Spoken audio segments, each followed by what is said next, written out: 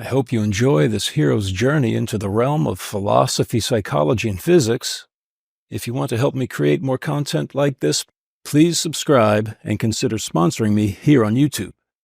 I also want to thank the Platonic Mystery School of the Divine Infinite Being for sponsoring this course, and you can check that school out at divineinfinitebeing.com.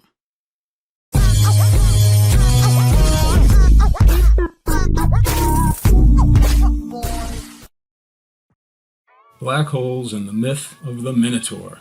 String theory equals Ariadne's thread. Okay, so the myth of the Minotaur. King Minos of Crete was attacking Athens because someone in Athens had killed his son. Then Athens pleaded for peace, and the deal was that every 7 or 9 years, depending on which version of the myth that you hear, the Athenians would have to send 7 young men and 7 young women on a boat to Crete to be fed to the Minotaur, who was a half-bull, half-man, living in the center of a labyrinth. So Minos' wife had been cursed to fall in love with a bull, and then she asked the scientist Daedalus to help her mate with the bull. He created a framework of a cow that she got in and was able to mate with a bull. Then she gave birth to the Minotaur, a half-man, half-bull. So then Daedalus, the scientist, made this labyrinth to imprison the Minotaur in the center of the labyrinth, and then to feed his half-man, half-bull son, Minos had the Athenians bring 7 youths, 7 young men and 7 young women, periodically to feed to the Minotaur. So Theseus was an Athenian who decided to slay the Minotaur.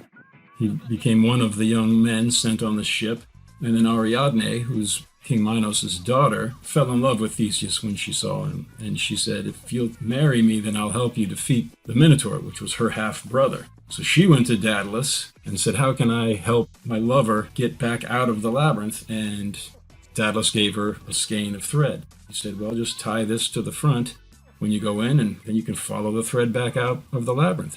So she gave Theseus the ball of thread and a sword. He went in there with the other Athenian youths. He slayed the Minotaur, and then he followed the thread back out. Then he took Ariadne away to marry her, but according to various versions of the myth, he left her for various reasons, and the god Dionysus married her instead. The point here is that this myth of the Minotaur and following Ariadne's thread to the center and getting back out seems very similar to holographic string theory and black holes. The Minotaur would correlate to the gravitational singularity in the center of a black hole, which swallows bits of information. That's what Stephen Hawking said. Then Leonard Susskind used string theory to save those bits of information from being destroyed by the singularity. Yes, they are destroyed by the singularity from one perspective if you follow a bit of information into the black hole, but if you stand outside the black hole, you would see those bits of information slow down, and they're made of vibrating strings wrapped around compacted dimensions of space. Those strings would slow down, their vibrations would slow down, and they would smear out all around the event horizon and then leak back out with Hawking radiation. And then, looking at the universe as an inside-out black hole, each of us lives in our own little cubic box of illusion, which is tethered to the horizon of the cosmos by a thread. That's more similar to going into the labyrinth and getting out by following Ariadne's thread. Each of us, according to Carl Jung's near-death experience, is in a little box of illusion tethered to the horizon by a thread. Suskind's holographic string theory says the same thing. We see something very similar in the myth of at the end of the Republic, and the myth of Theseus slaying the Minotaur and following Ariadne's thread back out seems to be another story emerging from this common collective unconscious archetype. Now I'll read the slide. Jung and Joseph Campbell both said that myths emerge from the same archetypes as science, so that every scientific postulate is presaged by a correlated myth. Just as in the case of some factors in mathematical equations, we cannot say to what physical realities they correspond, so in the case of some mythological products, we do not know at first to what psychic realities they refer. Myth is the natural and indispensable intermediate stage between unconscious and conscious cognition.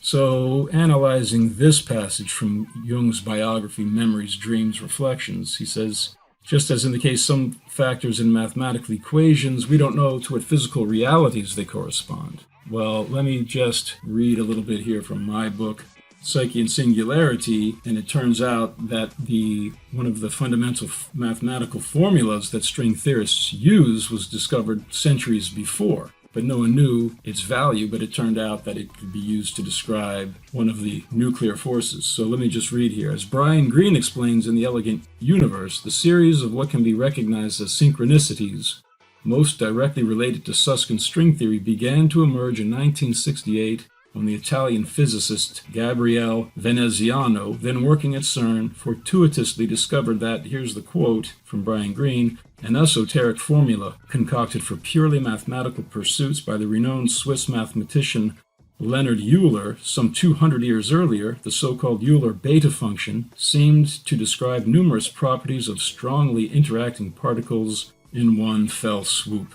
So Euler's beta function was a mathematical equation, not exactly, but I don't know anything about what Euler's beta function is, but it was some kind of a mathematical discovery that just seemed to be an interesting anomaly, or I don't even know if it was an anomaly. It was some kind of a mathematical discovery. No one knew that it would then be shown to describe the strong nuclear force. How could it? Quantum mechanics hadn't been discovered yet, and yet there it was. So, just as in the case of some factors in mathematical equations, we cannot say to what physical realities they correspond, so in the case of some mythological products, we do not know at first to what psychic realities they refer. Well, I'm saying the myth of Theseus and the Minotaur and Ariadne's thread presaged not only the psychic realities of our situation as imprisoned singularities in this cubic illusion tethered to the horizon by threads, but holographic string theory itself. The mathematically founded holographic string theory is presaged by the myth of the Minotaur, just like the strong nuclear force was presaged by Euler's beta function. And myth is the natural and indispensable intermediate stage between unconscious and conscious cognition. Continuing with the slide, I say, in addition to its point-for-point parallels with Vedic Platonic cosmology, Leonard Susskind's string theory of black hole information conservation follows the archetypal mythical pattern of Theseus rescuing the Athenian youths from the Minotaur's labyrinth using Ariadne's thread. The black hole labyrinth, Susskind as Theseus. So here's a quote from Jung on the nature of the psyche. Take, for instance, the word idea. It goes back to the eidos concept of Plato, and the eternal ideas are primordial images stored up in a supra-celestial place as eternal, transcendent forms. The eye of the seer perceives them as imagines et lares, or as images in the dreams and revelatory visions. There is not a single important idea or view that does not possess historical antecedents. Ultimately, they are all founded on primordial archetypal forms. So there is not a single important idea or view that does not possess historical antecedents. Since all human thought is rooted in the same eternal collective unconscious archetypes, anything you can think will have been thought by somebody in a previous age, and that archetype will have manifested in some way or another. So I'm arguing that the myth of the labyrinth and Theseus using Ariadne's thread to enter in, kill the Minotaur in the center, and exit back out emerges from the same archetype that gave birth to holographic string theory. So continuing with the slide, I say, as string theory enabled Susskind to slay Stephen Hawking's theory that bits of information are swallowed by the singularity inside a black hole, so did Ariadne's thread enable Theseus to go into the labyrinth, slay the man-eating Minotaur, and come back out with the Theban youths. The fact that Susskind's black hole war with Hawking followed the archetypal pattern of what Joseph Campbell called the hero's journey in general, and Theseus's hero journey in particular, is strong evidence in favor of Jung's theory of the collective unconscious mind. Plato's Phaedo, Socrates as Theseus. So the Phaedo is the dialogue depicting Socrates drinking the hemlock after he was sentenced to death in the dialogue known as the Apology. He was sentenced to death for corrupting the youth and believing in gods of his own invention instead of the gods recognized by the state. In the Phaedo, in the morning, he has 14 of his young followers enter into the prison cell, and they spend the entire day discussing why you should not be afraid of death. That's the whole point of this class. How do we overcome the primordial fear of death? By seeing ourselves as one with this omnicentric singularity. So there are parallels between the Phaedo and the myth of Theseus. So with that preface, let me just read here. Socrates as Theseus In the Phaedo, Plato depicts Socrates' execution being delayed until the ship that annually commemorates Theseus's heroic voyage to Crete returned to Athens. So here's a quote from Aquinas Online. Since Plato brings attention to the fact that the dialogue takes place against this background, and since he has the dialogue include Phaedo and 13 people named in 59b through c, he clearly expects his readers to recognize the parallel and hope for an outcome similar to that of the mythic tale. As Theseus traveled with 14 threatened Athenians through the labyrinth of Minos to face and slay the monstrous Minotaur, so Socrates travels with 14 threatened philosophers through the intricacies of argumentation to face and slay what threatens both himself and his companions, namely the fear of death. As Theseus was able to triumph over the Minotaur and free Athens, so Socrates will triumph over death. Seeing the parallels between the myth of Theseus and the labyrinth and holographic string theory gives strength to Jung's theory that science and myth both emerge from the same underlying archetypes of the collective unconscious mind. All of those archetypes are contained in the archetype of the self, or the God archetype, which seems to have all of the qualities of the omnicentric gravitational singularity from which the universe is born at every instant, and back into which it is collapsing at every instant inside black holes and at each point of the cosmic horizon and each point of the quantum vacuum. So those predicted parallels between mythology and science should give us faith that there are these archetypes of the collective unconscious mind, including the God archetype.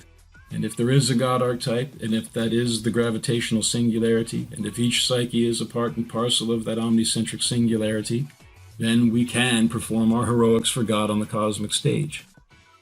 Susskind equals Daedalus. So returning to Joseph Campbell, he says, Ariadne turned for help then to the crafty Daedalus, by whose art the labyrinth had been constructed, and Ariadne's mother enabled to give birth to its inhabitant. Daedalus simply presented her with a skein of linen thread, which the visiting hero might fix to the entrance and unwind as he went into the maze. It is indeed very little that we need, but lacking that, the adventure into the labyrinth is without hope. The little is close at hand. Most curiously, the very scientist who, in the service of the sinful king, was the brain behind the horror of the labyrinth, quite as readily can serve the purpose of freedom, but the hero heart must be at hand. For centuries, Daedalus has represented the type of the artist-scientist, so I say Susskind equals Daedalus. So Susskind, despite himself, as an atheist, has provided us with Ariadne's thread that enables us to escape the labyrinth of the three-dimensional holographic illusion and return to the eternal home out at the horizon of the cosmos, where people visit according to their recollections of near-death experiences. That's where all of the absolute ideas of God's mind are superimposed at each point. The center of our own existence follow the thread of the hero path. And so now we may turn to him, meaning Daedalus, as did Ariadne. The flax for the linen of his thread he has gathered from the fields of the human imagination. Centuries of husbandry, decades of diligent culling, the work of numerous hearts and hands have gone into the hackling, sorting, and spinning of this tightly twisted yarn. Furthermore, we have not even to risk the adventure alone, for the heroes of all time have gone before us. The labyrinth is thoroughly known. We have only to follow the thread of the hero path. And where we had thought to find an abomination, we shall find a god. Where we had thought to slay another, we shall slay ourselves. Where we had thought to travel outward, we shall come to the center of our own existence. Where we had thought to be alone, we shall be with all the world. So the parallels with identifying ourselves with the gravitational singularity in the center of black holes seem pretty clear to me. The abomination in the center is the gravitational singularity. But it isn't an information-swallowing monster. In fact, it's the God archetype. We had thought we would slay another, we slay ourselves. The hero's journey entails slaying your false ego identification with your everyday understanding of yourself, so that your understanding of yourself as an eternal cosmic hero serving God can be born, and then you return to the everyday world with that gift of self-knowledge to share with everybody else. Where we had thought to travel outward, we shall come to the center of our own existence. So analyzing black holes seems to be analyzing things far out in space, but we're discovering that that is the center of our very self. And where we had thought to be alone, we shall be with all the world. According to Leibniz's principle of the identity of indiscernibles, if each of us is a gravitational singularity, then we are all one, because you cannot differentiate one singularity from another. They're all outside of space-time. They're a mathematical point. So they have no differences, so therefore they are identical. I'm saying they are also all simultaneously unique individuals, and that inconceivable simultaneous unity and difference of souls is described in the slogan Achintya Bheda Bheda Tattva from the Gaudiya Vaishnava school of Vedanta. So following the thread of the hero path can be taken as a literal truth when we synthesize Jungian psychology and holographic string theory. So one more point before I leave the slide is that Leonard Susskind's not only like Daedalus, the scientist who created the labyrinth, but also provided the thread to escape out of the labyrinth. He's also like Theseus because he fought Stephen Hawking in the Black Hole War to save those bits of information that were falling inside the black hole. So Leonard Susskind is a hero in that sense, although the irony is that he did not believe in God. And yet he and his partner Gerard de Hooft provided the mathematical description of the cosmos that perfectly fits Jung's psychology like a hand in a glove. I hope you are enjoying this hero's journey into the realm of philosophy, psychology, and physics.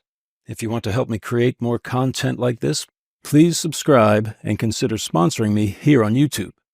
You can also click the link to my website, psycheandsingularity.com, to sign up for a multiple choice test with over 100 well-crafted questions related to this class, and links to the specific parts of each video where the answers can be found. If you take that test to the end, you will receive a certificate indicating that you have become a Psyche and Singularity scholar.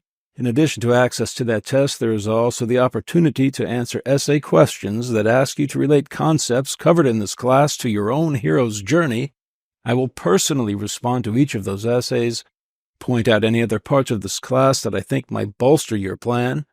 Finally, I want to point out that this course is sponsored by the Platonic Mystery School of the Divine Infinite Being, and you can check those guys out at divineinfinitebeing.com.